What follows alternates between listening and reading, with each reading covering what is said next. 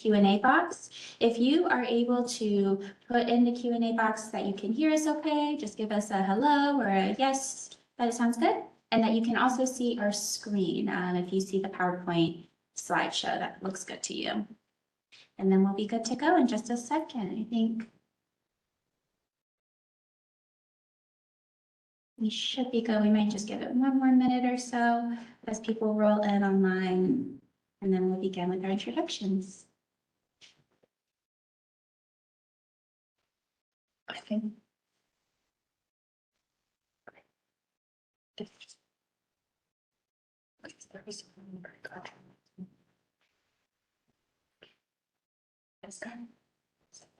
Same thing as from here. All right. And then when you guys are ready, and then we'll be good to go. And maybe you're right. Mm-hmm. No, so much supplies. Oh. No one would bring me much supplies. All right, Ava and Julia, you guys good to go? All right, awesome. Well, I think we will go ahead and get started. We might have a few more people rolling in online, but we'll wrap them up to speed as they come in. But thank you so much for being here tonight. My name is Allison France. I am an air quality planner with DEQ. I'm actually the newest member of our climate pollution reduction grant team that is working on all of this climate action planning. So I've been here about 5 months, and I will leave it to my colleagues to do quick introductions before we fully begin. I'll pass it over to Julia. Yes. Hi, my name is Julia Wack. I'm the Administrative Data Coordinator with the CPRG program. I'm one of the newer members as well. I've only been here about 9 or 10 months, but very happy to be here working on the climate planning effort with Allison and Sophie. And hello, I'm Eva Lou Lane, and I'm our greenhouse gas inventory specialist, and I've been on our climate pollution reduction grant team for a little over 1.5 years now. And thank you so much for attending. We have a mix of in-person and online tonight, so we will just be mindful of trying to engage all of our participants. If you have any questions throughout the night, we'll go over how to engage with us in a bit. But before we get started, I'll just give you a brief overview of why we're here tonight and why we're having this meeting. So the Comprehensive Climate Action Plan is currently being developed by DEQ. It is a 25-year plan or roadmap up until 2050 to identify potential climate pollution reduction pathways across the entire Commonwealth and across all sectors. So that is what we are currently working on and seeking input on here tonight as well. And in terms of, let's see, just want to make sure the audio is off for everybody. Let's see. Oh, it's Kate. Okay, got it? Okay, sorry about that. We just want to make sure the audio is all good for you guys.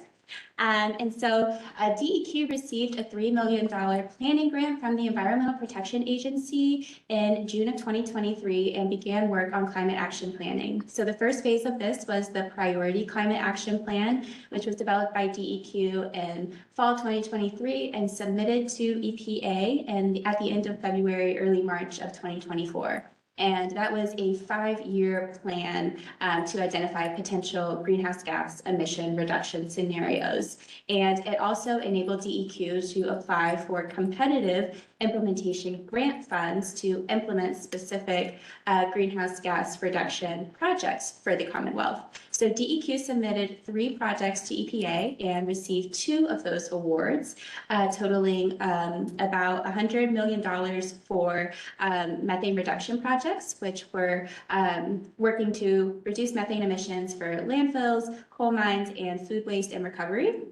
And then we also received funding and awards for a multi-state coalition with North Carolina, South Carolina, Maryland, and the Nature Conservancy to restore wetlands and coastal habitats across the shore. And so we are currently working on all those implementation projects, but specifically here tonight, we are now kicking off our comprehensive climate action plan listening session by seeking input specifically on this plan. So we began this work in October of 2024, and we'll be continuing this engagement process up until the spring before we draft the plan and submit the final plan to EPA in December of 2025.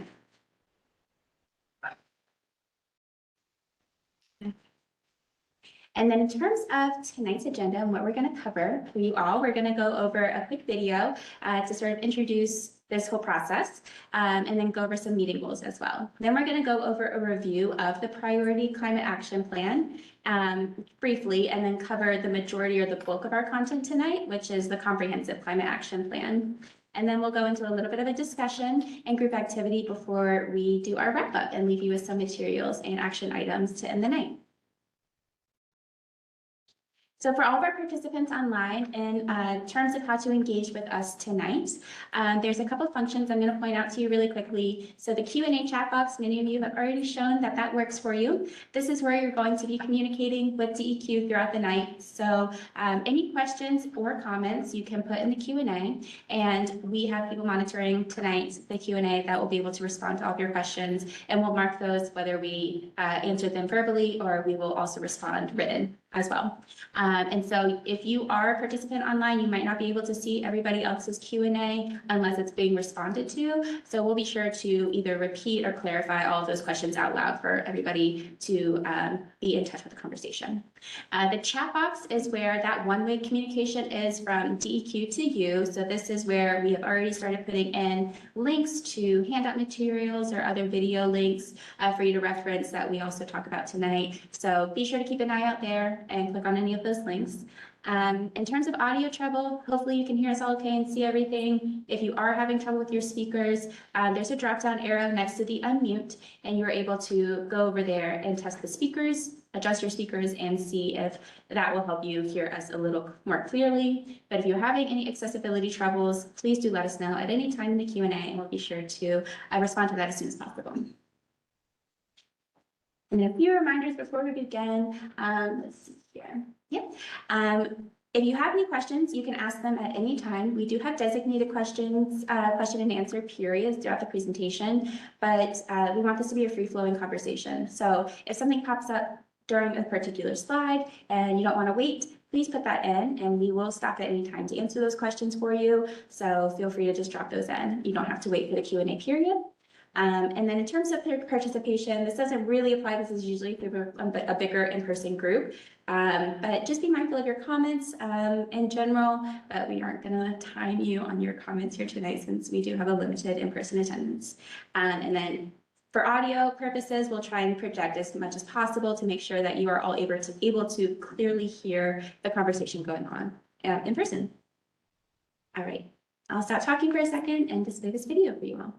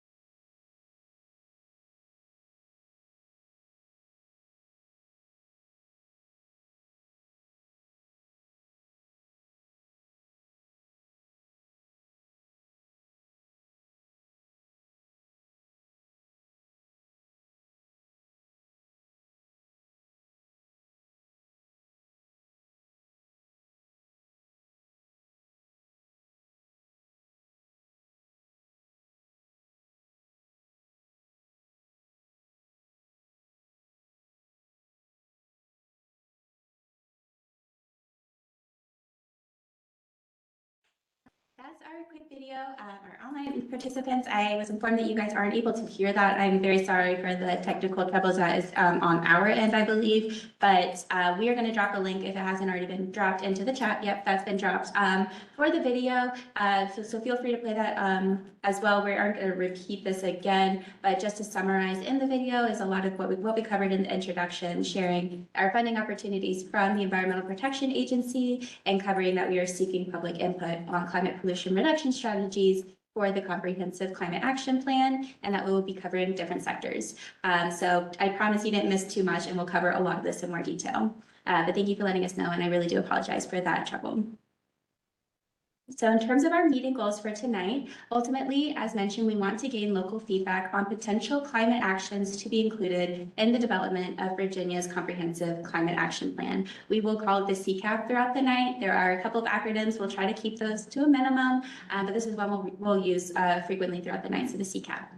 This input will be used by DEQ to help identify various community goals, opportunities, challenges, and various potential climate actions that are important to you and your community when we talk about reducing climate pollution or greenhouse gas emissions. And this will be considered alongside other streams of input that DEQ has been conducting throughout the past few months, holistically when developing this long-term plan. In terms of why we're talking about climate action in general and why this plan is being developed and what sort of climate action means across the state, you might be already familiar with a lot of these because you're here tonight, and so it means you've expressed some interest in climate action. But to cover some of these in greater detail, some potential benefits of climate action in communities, oftentimes we talk about protecting and restoring natural resources, so expanding green spaces or parks in communities, improving public health and local air quality from various climate pollutants, also economic benefits, so enhancing energy efficiency in homes and buildings and having energy saving costs on your electric bill. Also, other economic opportunities at a larger scale is expanding workforce development opportunities in the clean energy sector. We also often think about transportation when we talk about reducing climate pollution or enhancing climate action. So increasing mobility and public transit options in communities is a big benefit. And then often when we talk about climate change, usually the first thing that comes to mind is those weather and extreme weather impacts. So reducing risks from extreme heat or flooding, for example, across the state. And without further ado, I'll introduce Ava, who will be covering our priority climate action plan process. Hello, everyone. And thank you for the introduction, Allison. My name is Ava Louvain, and I'm our greenhouse gas inventory specialist and have been on the CPRG team for a year and a half. I will be sharing an overview of DEQ's priority climate action plan, or PCAP, to set the stage for Julia's discussion on the comprehensive climate action plan, or CCAP. I will also be presenting our draft greenhouse gas inventory that will be the basis for the CCAP. During the PCAP, we engaged Virginia residents through various platforms, both online and in person. We developed a PCAP survey similar to our current CCAP survey, and we received 322 responses from 171 unique zip codes throughout the Commonwealth. From the valuable feedback we received, several climate action priorities emerged. Virginians expressed a strong desire for more renewable energy sources used in their community, more parks, trees, and green spaces, more public and active transportation. And they noted the most important benefits from these actions as being the improved air quality, transportation improvements, and improved community resiliency. The respondents noted that the greatest barriers that prevented them from taking personal action to benefit personal climate action. And some of these barriers were the cost of energy efficient alternatives and the limited access to transit alternatives. And finally, respondents felt that the greatest opportunities for overcoming these barriers lie in government incentives and policies, and my favorite, community unity. In the PCAP, we developed 10 priority measures aimed at reducing greenhouse gas emissions. For the transportation sector, an example of this was vehicle electrification and use of low carbon fuels. For the building sector, energy efficiency improvements in home, businesses, and institutions. For in the industry sector, the use of low carbon materials in manufacturing. For the electric power sector, use of low emitting and reliable power sources. For natural and working lands, protection and restoration of forests, agricultural land, wetlands, and other high carbon landscapes. And lastly, for the waste and wastewater sector, capturing methane emissions from landfills or water treatment facilities. Now I will be discussing Virginia's comprehensive greenhouse gas inventory by sector. Inventories are crucial for any air quality plan as they provide the baseline understanding of our current and past emissions to better inform how we can reduce the emissions in the future.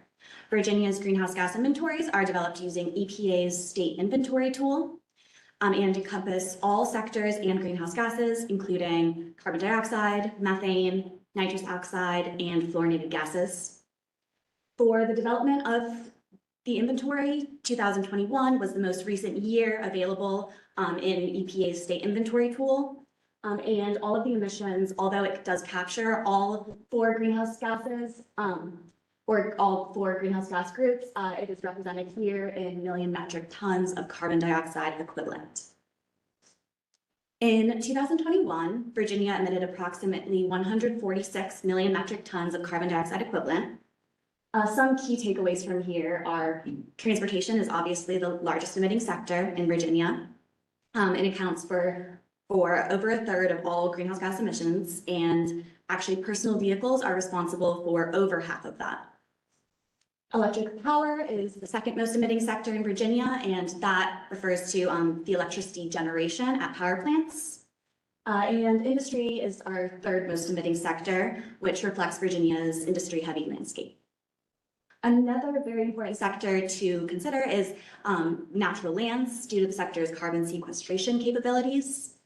In Virginia, this includes all of the forest, grasslands, wetlands, even urban trees, and other natural lands. And this really shows, because it offsets so much of our emissions, it really shows the importance of preserving our natural resources while also addressing the major anthropogenic or human-caused emissions.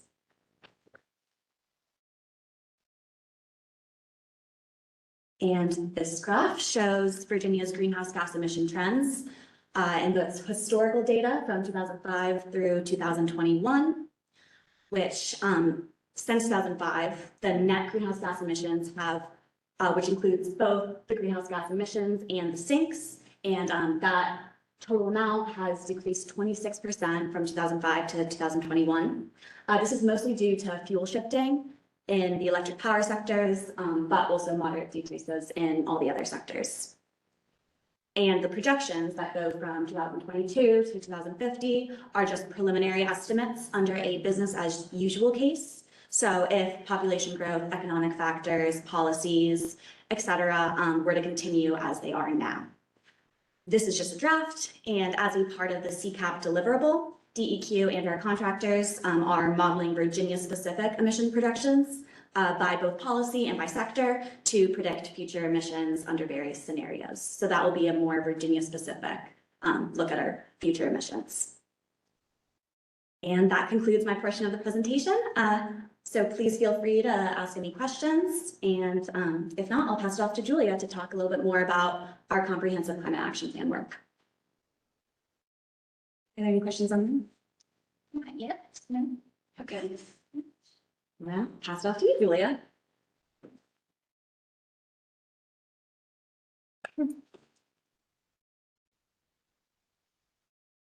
Thank you, Ava, for the introduction to the priority climate action plan and the comprehensive greenhouse gas inventory.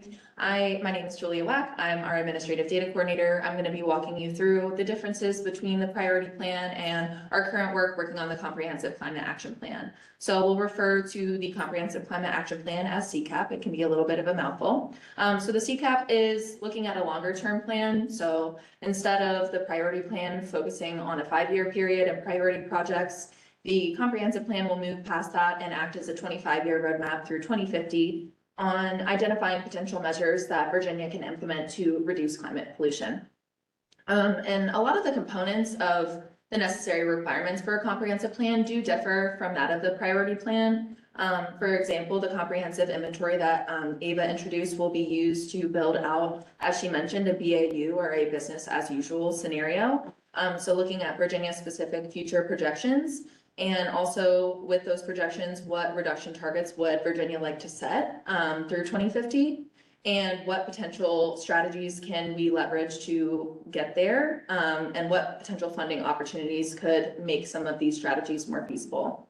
In addition, the comprehensive plan will also look not only at carbon dioxide, but also other co-pollutants and hazardous pollutants such as particulate matter and ozone. So identifying how taking these actions will also benefit air quality in a larger sense, and looking at a workforce analysis. So as there is a clean energy transition, where are there currently gaps? Where are there partnerships that could facilitate the transition towards clean energy jobs, and that being a just transition for those employed by the fossil fuel industry, and just building skill sets in general for there to be opportunities for the clean energy workforce, particularly with an impact on focusing on underserved communities and how there can be potential programming and partnerships to support the future of that workforce.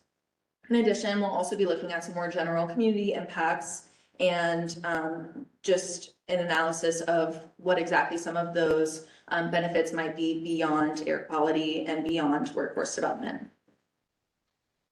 So we're looking at creating a comprehensive plan. With a comprehensive plan comes the need to do extensive outreach. And so we're really looking to create a representative plan by receiving input from a variety of groups. So that is the general public. We're also organizing a stakeholder group, an interagency working group with other state agencies. We're working with localities, regional groups, and tribal nations, as well as low income and disadvantaged communities. So to just give you a little bit more context on that, in terms of general public, we're receiving input through these in-person / hybrid virtual community listening sessions. We're also hosting webinars, accepting written comment. For our stakeholder group, those member organizations designate a point person for us to be able to host meetings, and basically those organizations represent various key economic sectors across the state of Virginia, as well as community-based organizations. And the state agency working group really is looking at what potential authorities might be needed to implement some of these measures, and who exactly would want to be involved in coming together and creating potential partnerships to make some of these actions implementable in the future, and just identifying what authority would be necessary for these actions to take place, and making sure that we are in constant communication with the other state agencies that we work with fairly often. And this could be in the realm of health. This could be in the realm of agriculture, various sectors across the state. And we're also working with regional groups. There are several regional groups that did receive planning grants. So Virginia, as a statewide DEQ, received a planning grant, but in addition, there was a planning grant received by the Metropolitan Washington Council of Government. So they're working in Northern Virginia, as well as we have Plan RVA that's working in the Richmond MSA, as well as the Hampton Roads Planning District Commission, working closer towards the Eastern Shore. So ensuring that we're not overlapping on some of those engagement efforts, and making sure that we're in communication with them to learn more about their work with communities and be able to implement the feedback that they receive into the statewide plan. Also, the Monacan Indian Nation received a planning grant, but there are other state and federally recognized tribes that we will also be engaging with to just offer the opportunity for their voices to be heard, and for us to reflect that in our final plan, as well as low income and disadvantaged communities. And EPA refers to low income and disadvantaged communities as the term LIDAC. So we'll probably refer to the term LIDAC if you hear that, that's what we're talking about. So really identifying where there are underserved communities in the state of Virginia, and where there are certain climate threats and burdens facing that area, how we can continue to complete outreach and make sure that we are representing their input spatially across the state. And just to give you a little bit more insight on how exactly all of these moving pieces are coming together, we began the comprehensive planning process in October with some webinars just to inform the public of this planning effort. And then in November and December, we had our first 2 stakeholder group engagement meetings. And then we have a lot of engagements kind of all overlapping a little bit in the spring. So we're conducting our community listening sessions. These are being hosted at each of DEQ's regional offices. And we're also hosting we also hosted some virtual listening sessions. And if you're ever curious about the other meetings that have been going on, please feel free to visit our webpage. We are posting those meeting minutes. We also release those meeting minutes during our e-bulletins, which those go out about once a month, just to inform you of this engagement process and what's been going on with the comprehensive climate action planning to date. But we have one more stakeholder group meeting as well. That's going to be this month in a couple weeks. Continuing that work with regional groups that have received planning grants and also that interagency working group, as I mentioned. We will be kicking off our LIDAC engagement and our tribal engagement in the coming months as well.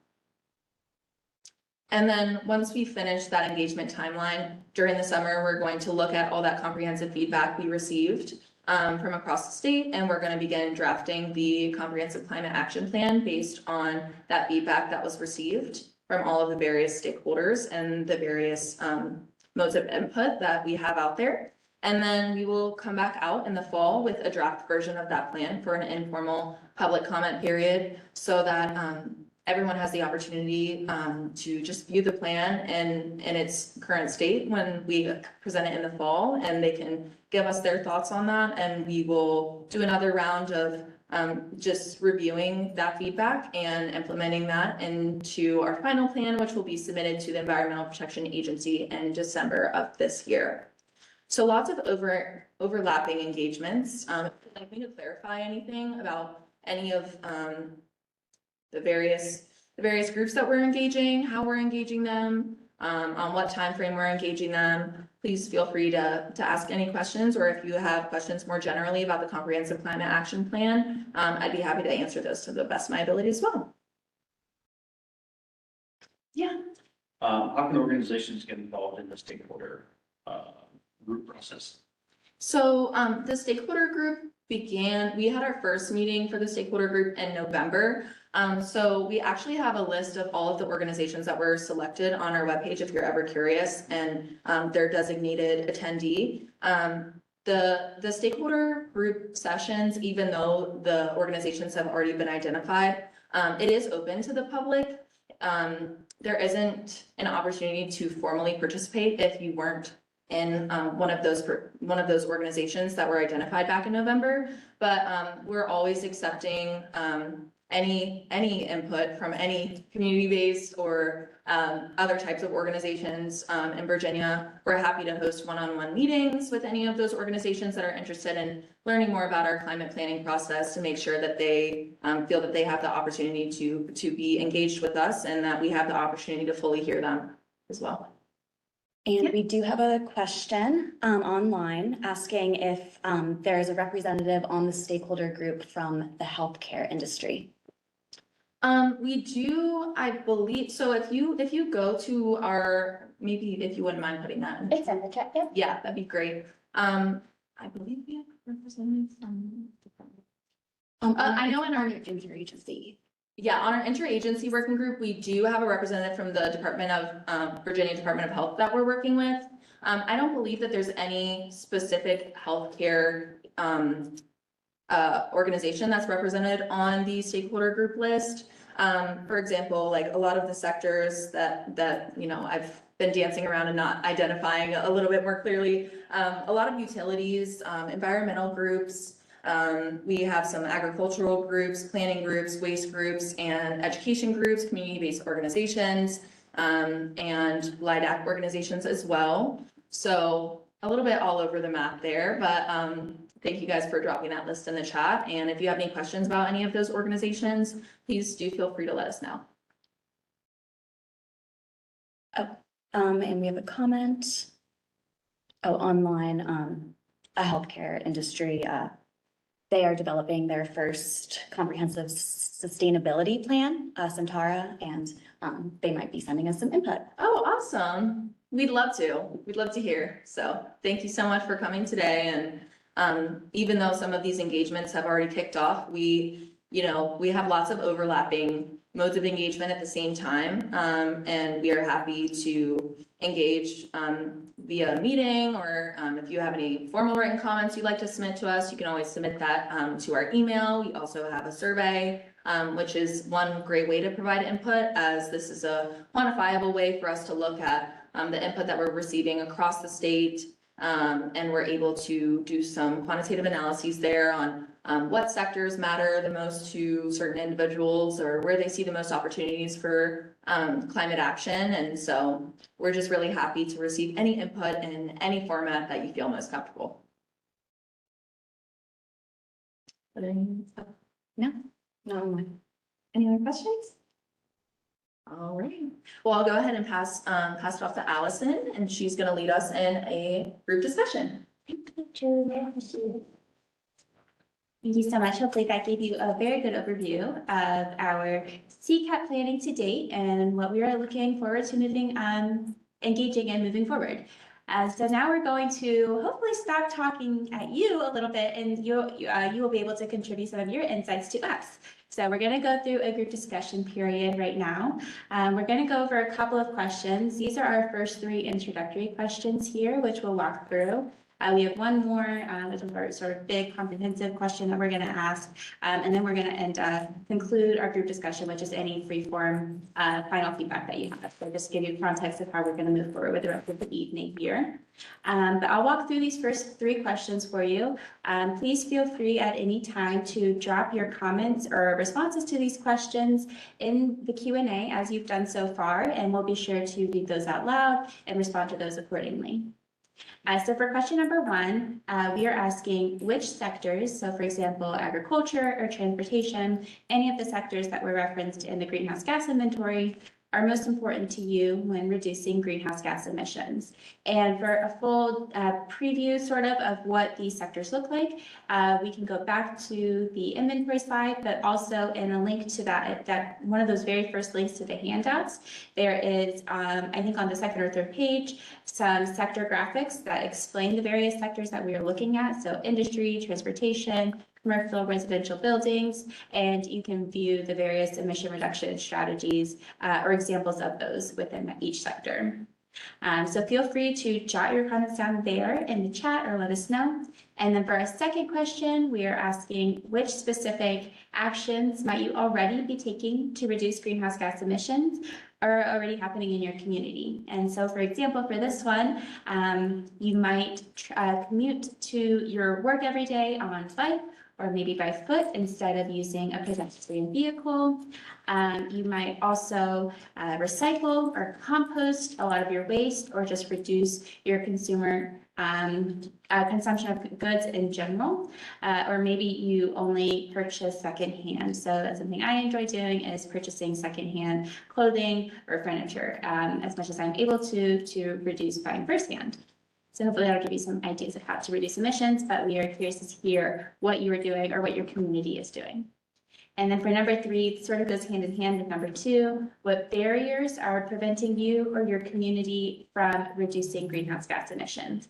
Oftentimes it might be cost and inaccessibilities to invest in renewable energy infrastructure, such as solar panels or electric vehicle charging infrastructure.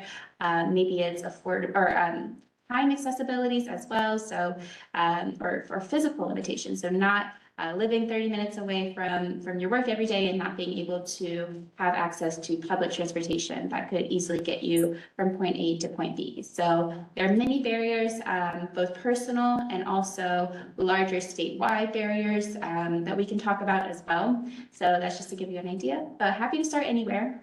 Feel free, and if you are answering any of these questions, maybe if you can just note maybe question number 1, question number 2, what you're responding to, that'll be helpful for our record keeping purposes. If you need a few minutes, also let us know, but happy to just have a free flowing conversation about this. We do have a couple. Yes, I'll open those up online and see what we have here. Awesome. Thank you so much, everybody, for already contributing. So for those who might not be able to see, I'll read some of these out loud. Let's see, for question number 1, transportation absolutely is one of the biggest, which makes sense because that is our largest emitting sector in Virginia. We also have AP or APCO's energy mix for SWV or Southwestern Virginia is still very heavy on coal. Yes, absolutely. So that transition, clean energy transition is critical.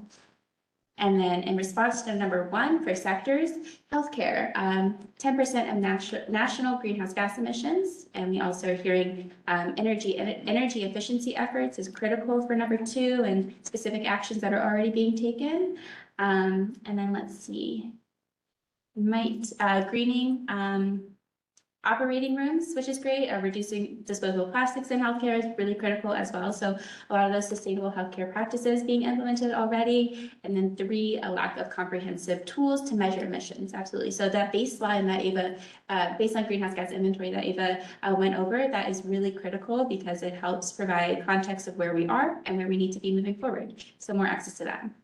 No worries at all. And then we're also hearing transportation and energy for number 1. In Southwest Virginia, a need to have community solar projects to have an option for purchase instead of residential or commercial solar panels. And using public transportation as well. Yes. For question number 1, which sectors and from your CCAP report, the 3 that I find most important are the residential and commercial building energy efficiency, Yep. Electric power sector, and industrial energy efficiency. Awesome. Great. Thank you so much for sharing. Oh, and then yes, we also have for question number 3, some of the barriers. We have politics as well. Yes, that's critical. So when we talk about moving forward and how we're able to feasibly implement projects and policies, who is able to implement these projects and who has the decision-making power is really critical to addressing that as well. And then may I ask, are you local to the Salem area, or are you traveling from further away for your commute? I live in Roanoke. You live in Roanoke, so, okay, great. And are you already engaged in various sort of like maybe community efforts, like tree plantings, gardening, things like that? Yes. Awesome. Okay, wonderful. Yeah. Let's see, anything else on that? Okay, wonderful. Do you just want me to? Yeah, you can talk as much as you want. Yeah, feel free to share how much you're comfortable with or not. Yeah. I'll say, question 4, what specific greenhouse gas emissions reductions measures? Thanks to the Clean Energy and Community Flood Preparedness Act of 2020, Virginia began participating in the Regional Greenhouse Gas Initiative, or RGGI, proven method to reduce carbon pollution from power plants while bringing in revenue to the state. Virginia participated in RGGI 3 years from 2021 to 2023. During that time, carbon pollution from power plants dropped 22%, and Virginia received $827 million to help low-income households reduce energy bills through energy efficiency and localities combat and prevent flooding issues statewide. Awesome. Yeah, thank you so much. The state rejoining RGGI, the Regional Greenhouse Gas Initiative, would be one of the primary mechanisms that would work. Yes. Yeah, awesome. And then for those online, I'll just repeat a little bit of that, but the state rejoining, we were in the Regional Greenhouse Gas Initiative, or RGGI as it is known, and it was really monumental in reducing emissions. We were removed from that, and rejoining that would be pretty instrumental and critical and continuing to meet clean energy goals for the state. Yeah, thank you for sharing. That sentiment is also echoed online. Yes, RGGI is very important, need to rejoin. Yes. As far as I know, with the update of that, if you are following at least a little bit of the lawsuit, I can't speak to it formally, but it was approved that, Virginia could be reinstated into it, and how that will be implemented in the future is a little bit of a up in the air of a question. But that is at least a big topic of conversation, moving forward for, our agency, but also the state as a whole.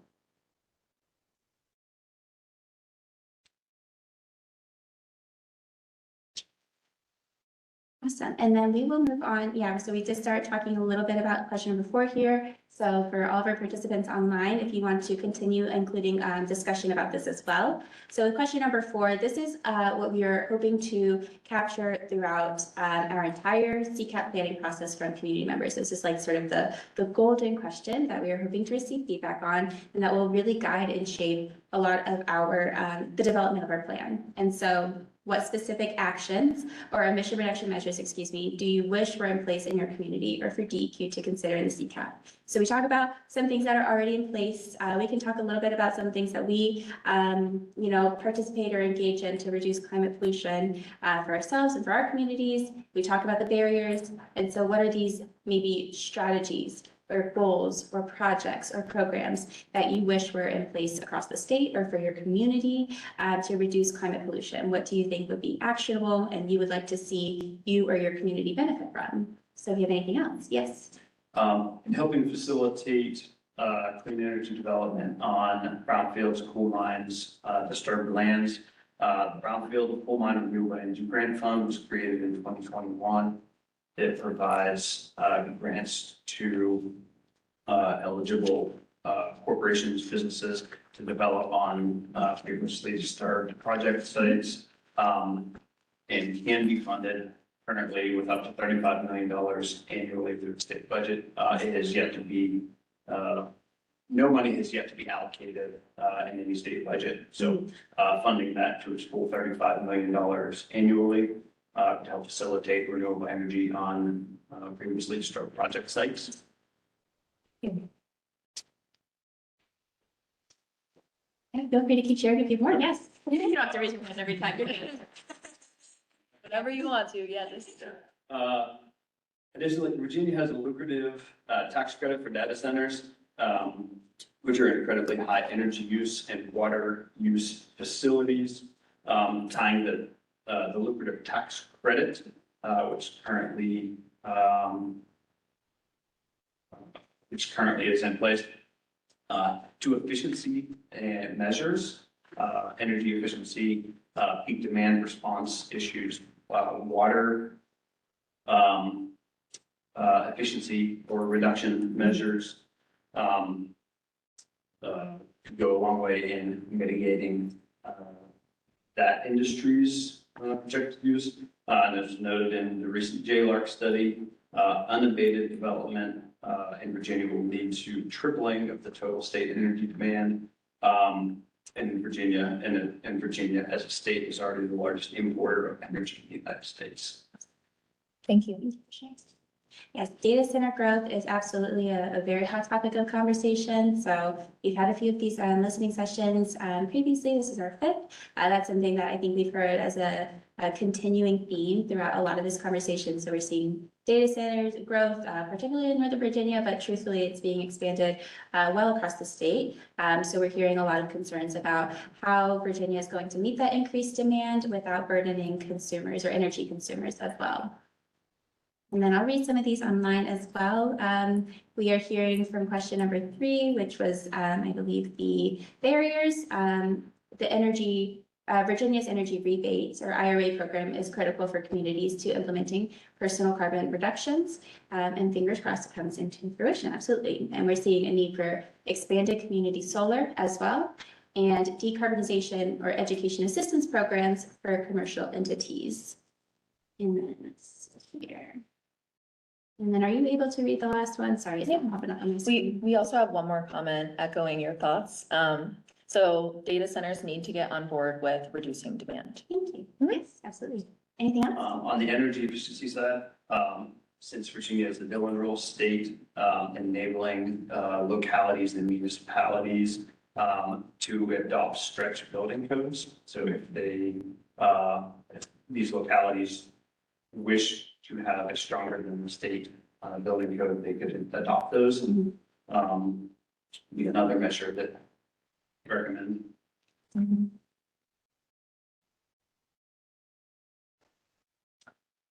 A type of program on the residential, commercial and industrial energy efficiency side would be something along the line of the virtual power plant, energy storage peak demand reduction program through the utilities, to enable the downregulation of water heaters, smart thermostats, the implementation of home or commercial battery units to cycle on or off, reduce peak demand. And as was noted in a 2022 Indian National Laboratory report, storage, battery storage on the industrials or utility scale is already cost competitive to natural gas peaker plants. So the legislative encouragement of utilities to adopt stronger storage within the state. Yes. Thank you. Yes, I agree with that sentiment, as well as we're seeing technologies or emerging technologies become more affordable, or storage solutions become more affordable. Being able to put those implementation measures into place to see that widespread across the state. Yeah. Is there anything you guys want to share about any of these sentiments as well, or any other reflections? I know we can talk a little bit about, some of our solar work, implementation projects, things like that, but just, Yeah, I mean, I guess just on data centers, we are very much aware of all of the data out there showing what our energy demand is going to be with the implementation of all these data centers. And we are doing very thorough modeling of data centers specifically and what that growth will look like in like a high demand growth scenario, a medium demand growth scenario. So we will be sectioning that out, and we have been using a lot of JLARC base data. And hopefully it's something representative and just really shows us the possible pathways and what measures could get us to reduce that total demand. yeah. It's kind of my last comment. I have something to respond to from an online comment. Yes. Virginia Clean Economy Act established, at least in the power sector, a pathway that lead to decarbonization by 2050, similar to the CCAP plan. So ensuring that the state continues along that path to ensure that investor-owned utilities retire their carbon emitting facilities by 2045 or 2050 would go a long way to achieving the reductions within that sector. Yes, absolutely. Yes, the Virginia Clean Economy Act is, so we talked about these like reduction targets that are going to be implemented for the plan, or noted in the plan. So the Virginia Clean Economy Act is one that is going to be sort of at least our baseline guideline. So when we look at the business as usual scenario, we are working with contractors to do really unique modeling for this, where we can look at, like Ava had mentioned, high, medium, low scenarios for across all sectors, and see the different pathways and costs that would take to achieve those goals. And then what types of measures then would need to be put into place within each sector to ensure that those targets are being met. Ultimately, I guess I will mention as well that with the CCAP, and for clarifying reference, we probably should have mentioned this earlier, the CCAP in general is a roadmap. So at the moment, DEQ does not have the authority to implement any of the measures that are going to be identified in the plan, but through this really comprehensive collaboration process that we're working with other agencies, through our interagency steering committee. We are hoping to receive all of that input about the various pathways to implement measures across sectors so that if and when organizations, agencies, DEQ, and others are willing to implement programs or kickstart programs within each sector, that they have already a baseline roadmap to do so.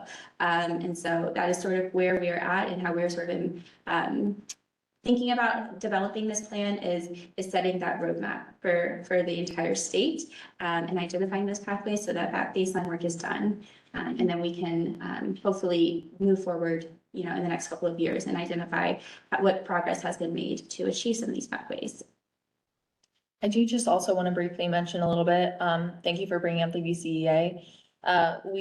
After, you know, we have some support from our subcontractors as well on some of the modeling, and we are taking into account the various policies that are currently in place in Virginia, with the understanding that you know, we might not always know what legislation might be coming in the future or what changes might happen. But there's also a plan to revisit the final version of the plan that will be submitted to EPA in 2025 and 2027 to see if some of those same assumptions still apply. And if not, what other types of authority might there need to be, or measures could there be to potentially bring us to the goals that are identified ultimately by the plan? And just to bring a little bit of climate optimism. So basically, just looking at DEQ permits alone for solar, between 2020 and 2022, our amount of permits for solar almost doubled, and siting has been a very important topic of conversation. DEQ's renewable energy team has been working with representatives from the Department of Energy to better understand the solar siting process for developers so that we can work closer with them to create projects that are feasible and you know, can be implemented on a utility scale and a larger scale. And just to give you a little bit more numbers, as of January, DEQ alone, DEQ is one of the entities that permit solar utility scale, but that's not even looking at the State Corporation Commission and their projects. But just looking at DEQ, as of January 2025, we permitted 205 solar projects. That doesn't necessarily mean that they're all in operation, but they might be in the construction phase. And that has cumulatively over 5,600 megawatts of rated capacity. So DEQ is always looking to create more accessible information as well. One of our colleagues recently created the Renewable Energy Development Atlas, which is available on our webpage and provides some pretty extensive information on not only DEQ's permits, but also SEC permits, and moves beyond solar to identify where our permitted wind projects are as well. So we're really looking to make all of this information very accessible and to facilitate these open conversations in which we can be a little bit candid, and the fact that we might not always have the authority as a standalone agency to implement some of these measures, but to hear from the public and from all other stakeholders what they believe should be in the plan through 2020 or through 2050. And we can then identify some potential strategies that we can use to leverage the feasibility of those actions and try and create the funding opportunities and the partnerships that would be necessary to really bring us to those goals ultimately. Within the kind of the final CCAP, will there be legislative recommendations similar to what was in the JLARC study of what legislators could enact? I think that identifying the measures, we're definitely going to flesh them out to the extent that we will identify exactly what type of funding would be needed. We will be modeling exactly what type of emission reduction would be coming with that to kind of try and quantify the benefits of that, and really just lay out a roadmap for future legislators to already have all of that information laid out there for them. So yes, we will be making recommendations in that sense. With that being said, since we haven't, you know, really started like developing the plan, we're just collecting input right now. We will have to go through administrative approval, administrative review of the plan, and public comment. So yeah, what's included is subject to change if it's not explicitly required in the EP's requirements. But yes, we will be looking at legislation and hopefully having a specific roadmap of how legislators can act. And we do have 2 questions online as well. It looks like Dominion Energy is a stakeholder, but I didn't see Appalachian Power on the list, and I'm curious why not. Just a good question. So Dominion Energy, I will answer this to the best of my ability. Dominion Energy is the energy supplier for the bulk of the state, and so it's the larger representative for energy for Virginia. And the stakeholder list went through various levels of internal and administrative review to have maybe that key representative captured. And so just because of the various levels of review, that's ultimately why Dominion Energy was chosen as the lead representative for that. Yeah, unless you guys want to speak to that more, but I can also, if you have more clarifying questions about that, please let me know and I'll do my best to answer, or we can follow up at a later time as well. And just to elaborate a little bit on what Allison mentioned, we also knew that we wanted to try and keep the representation across various sectors fairly balanced. So, you know, if we have representatives from all the various key economic sectors, not having too many utilities in the mix wasn't intentional, but, uh-oh.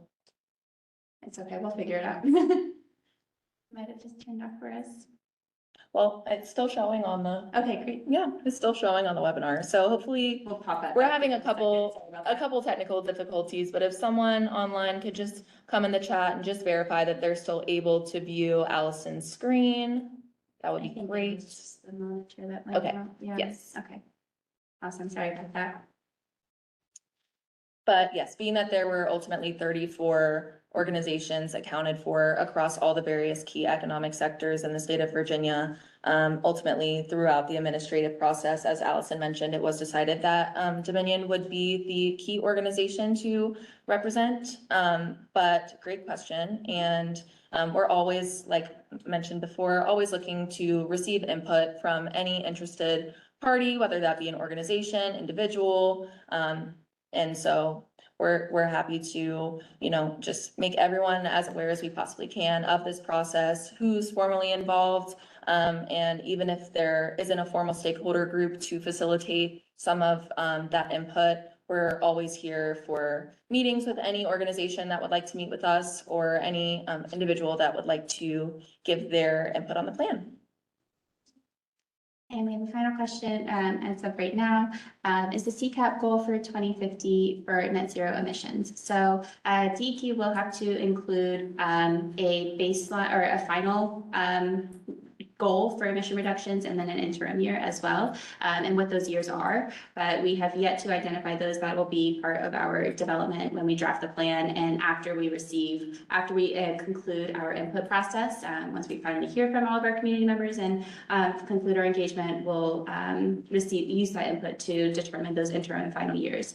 But in terms of the specific emission reductions, right now, as we had mentioned with the Virginia Clean Economy Act, that is mainly what we are referencing in terms of a target goal. So that is for carbon neutral or net zero emissions by 2045. So that is our reference point for right now. If that answers your question the best. All right, any other questions that you have or comments? Okay. If you have any other questions on number 4 comments, specifically on number 4, please do let us know. We'll be happy to answer those, but we do have just one more question for you all tonight, which is a pretty all-encapsulating question, which is what is missing? So based on our conversation, is there anything else you'd like DEQ to know? Or you'd like to know, or for us to consider for the CCAP. So outside or within the emission reduction scenarios, we also have, as Julia covered earlier, the various different inclusions in the plan. So looking at workforce development, looking at the benefits of reducing other pollutants, and also looking at LIDAC engagement. So if you have any questions about any of those aspects of the plan as well, now would be the time to ask, but also about anything really in general in terms of our climate action planning or additional greenhouse gas emission reductions. We're happy to walk through those as well with you. Just let us know. And then we can also talk a little bit more before we conclude about some of the work that we're doing with the rest of our climate pollution reduction grant, what that's going to look like moving forward as well. Maybe you can speak a little bit to our implementation grants if you're able to, and then we'll sort of cover up from there. But we'll maybe pause for just one more second. We do have a question here. Is the Newport News air quality or particulate study still on target? I do not have the answer to that question off the top of my head, but I can certainly direct you to who would be able to maybe best answer that question. So Lisa, if you want to maybe drop your email, we'll be able to follow up with you more on that at a later time, if that's best for you.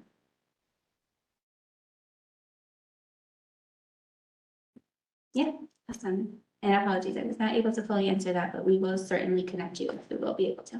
Anything else from you for right now?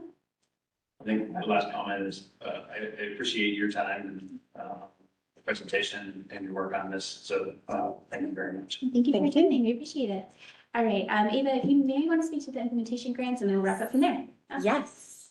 I love bragging about our implementation grants. We worked very hard on them, and we submitted applications for three implementation grants.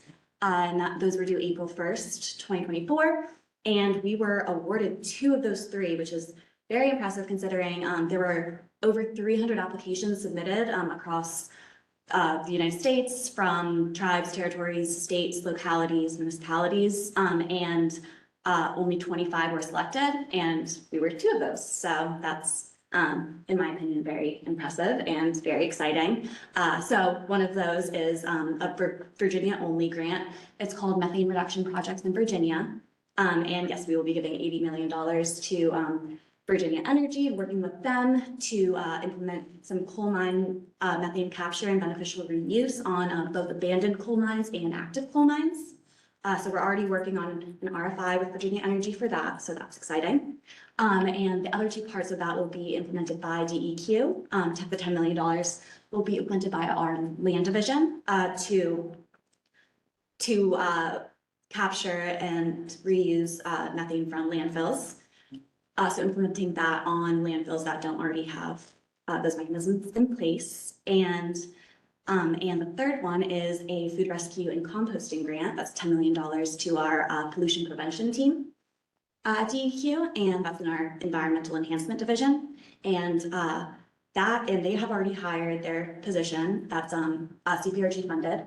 And they will be implementing food rescue and composting programs in colleges, universities, and state agencies across the Commonwealth. I think we're looking at about 20 colleges, which are still to be determined, and the process by which they will be chosen is also to be determined, but that's also very exciting. And the colleges will be housing those composting, but they will be also required to do community outreach and do a community composting program. And our other grant is led by the North Carolina Department of Natural and Cultural Resources, and it is for $421 million total across the 4 states, North Carolina, South Carolina, Maryland, and Virginia, as Allison covered.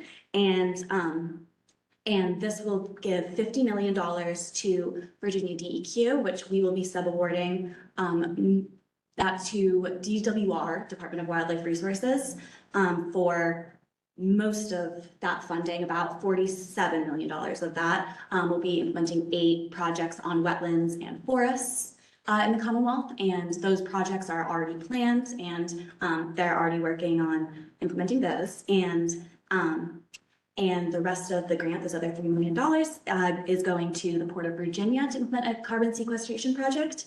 And we have a tribal set aside, which we're really excited to work with the tribes and territories, both state recognized and federally recognized, to get that started and figure out what we can do to support, the tribal natural lands.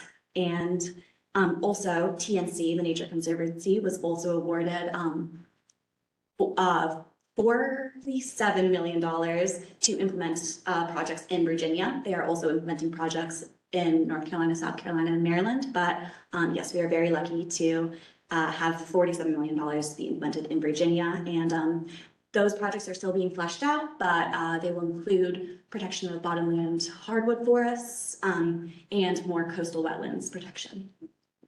Thank you, Ava. you speak in slightly more detail on so the methane reduction grant, the coal mine methane, the reuse portion of that? Will that be, I guess, can you provide more details on the reuse portion of that? Yes, because we're still, get to decide our contractors, and exactly what technology will be used. We don't know exactly yet, but, what we do know is that we'll be choosing, whatever contractor has the most, cost effective and, the most greenhouse gas emission reductions. Because we have, in our application, we, set, an emission reductions value for the 5 and 25-year period of the grant. And so we need to reach that or at least get very, very, very close. So we, won't just be flaring it. It will be beneficial use. And then I guess maybe a follow-up question on that. With Southwest Virginia being an economically disadvantaged area, will there be any sort of local workforce stipulations in the selection of the contractor? Yes, absolutely. That will be an integral part of that. And we've actually we've already started discussions with Virginia Energy about what that might look like and some of the work that they've done in Southwest Virginia for workforce development of other projects and other grant programs. So we're very excited about that. And also when we're working with our subcontractors during the CCAP process, we're working with Flip Inc. and PRR.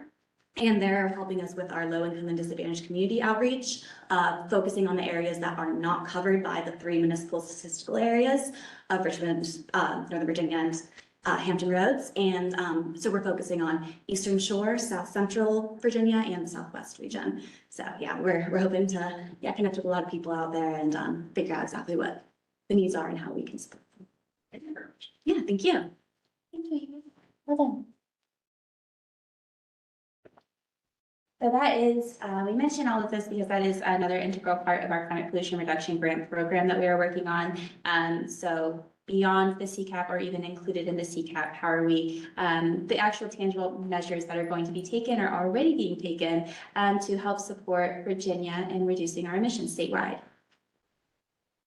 And so we'll wrap up with just a few climate positive action items for you all. You might already be aware of a lot of these, but often when we talk about or have these meetings and we talk about climate pollution and actions, it can be very heavy and hard to grapple with the fact that as much as we want to embrace individual action, a lot of this is also needed at the state or even national level. And so it can be kind of defeating sometimes. And so while these are not the end-all be-all solutions, we like to just offer some tips to leave you if you're feeling like you are encouraged and motivated after this meeting, and hopefully we embedded some climate optimism into you, what you can maybe do going home tonight to reduce greenhouse gas emissions or know that you are taking steps forward to do your part. So for homeowners and renters alike, oftentimes you can conduct energy audits or even transfer your light bulbs to LED light bulbs. You can, if you're able to, and this is an access for you, purchasing Energy Star appliances to increase the energy efficiency of your homes. And even something as simple as recycling or at-home composting can be really beneficial to reducing waste.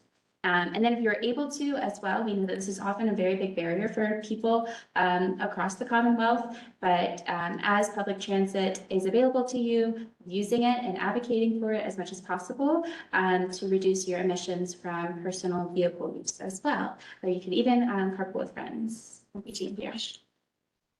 And then let's see, we do have one more question here. Is there an update on the Virginia-owned building energy database powered by Energy CAP? To track utilities.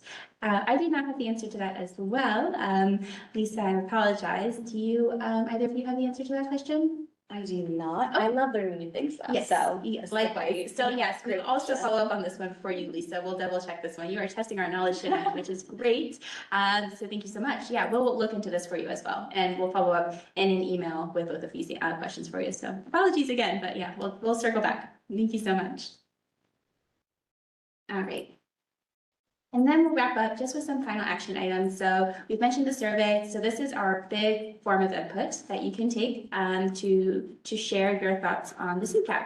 So we're collecting this community feedback. Right now, we have it set to close in middle of April. We are likely to extend this deadline though, because our engagement process is going to be extending a little bit further than we initially anticipated, probably into the May, even June timeframe. So if you're not able to meet that April 18th, if it's April 19th and you wish you would have shared input, don't worry, it likely will be open by then. But this is where we request that you take the survey yourself and then also share with your networks. This is really the strongest way to provide this input, especially as others are not able to attend all of the in-person or virtual meetings that we have.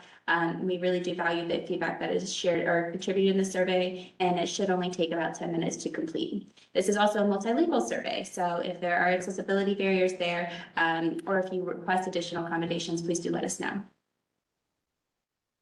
And I also mentioned as well that this QR code and this link, it's been dropped in the chat, but also it's on our website and also in those handouts. And then same with all of these resources as well. So there's many ways to stay engaged with us.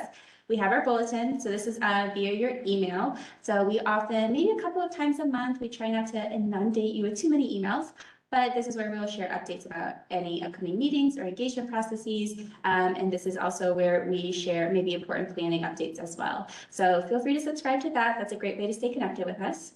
We also have our webpage. There's abundance of resources on there, lots of documents, lots of reference resources. So if you are interested in some reading material for tonight, you can always go on there and read many of our documents. And I'm sure that'll put you right to sleep. But we do have a lot of resources there. So feel free to have, if you have any questions about that, let us know.